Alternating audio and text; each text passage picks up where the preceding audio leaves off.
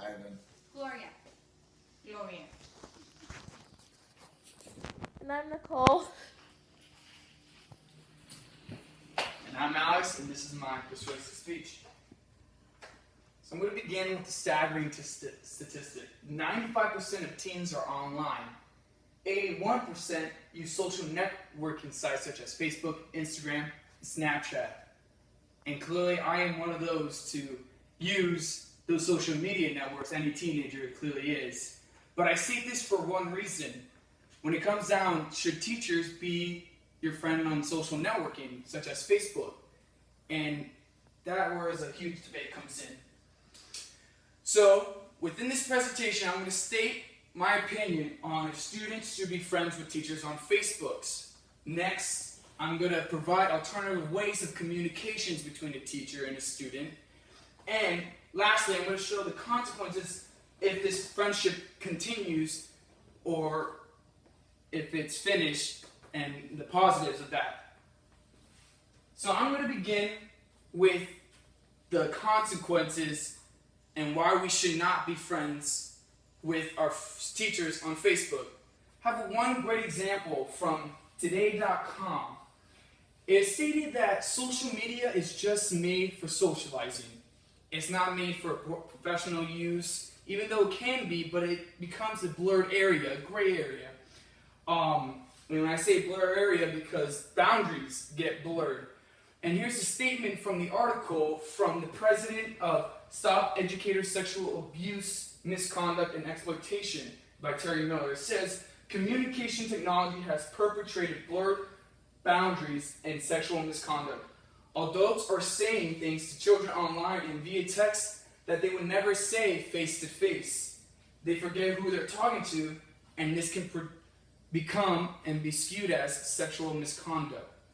So that boundary is just gone when they become friends on Facebook. My next point is that the stats never lie.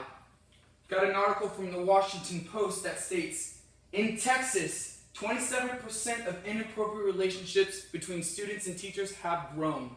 Staggering statistic. And at least 280 school employees, 36% of those accused or convicted of inappropriate relationship with the student. And lastly, in 2014 alone, 781 cases reported of inappropriate student-teacher relationships were shown and came up.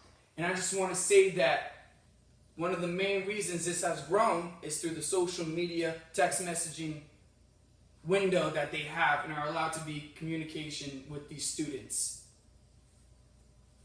Next, it's hitting the states.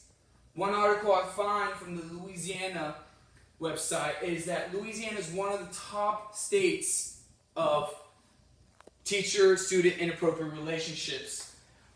Nationally, inappropriate incidents involving social media was 36%. In Louisiana, just alone, 39% was inappropriate relationship through social media. And there was one incident the article stated was a music teacher, and it said that he sent more than 90,000 social media messages to a 15-year-old. They calculated that was more than 300 messages a day just through social media, which just is too much in my opinion. So I want to provide a certain way that they can communicate better without using Facebook or any social media. In first-hand experience, and through a website we use in my high school, we use an app called Schoology or Schoology. It was its own kind of Facebook. You had your certain classes that you were assigned to, and you can communicate with teachers about assignments, when things were due, and if you have any questions. Blogs are another great example to use it. It's a message board. Anybody can see it. Parents are easy to get involved with that. It's a good communication tool to use within a classroom. And lastly, create policies. Again, through my high school, Bishop Moore, they have a great policy that if you're trying to communicate with the teacher, you have to CC your parents within an email, and there's no boundary being crossed, and your parents are going to be witness through that. So I'm going to visualize, if this keeps going, there's going to be an ongoing inappropriate relationships between teachers, sexual harassment issues, and having sex with a student, which is so inappropriate, can be occurring. Now, if we prevent this, the positive of if we end this, they won't have any of that bad relationship. An environment will be safe in school, and we won't only have law cases within a class or a school and have a bad rep. Now, to summarize, I stated students should not be friends on Facebook with their teachers for many reasons: inappropriate relationships, it's just a bad image for a school.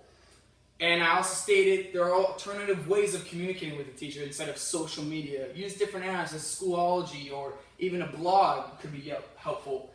And I also stated the ramifications if we don't end this. The ongoing bad relationships and sexual harassment issues could be growing.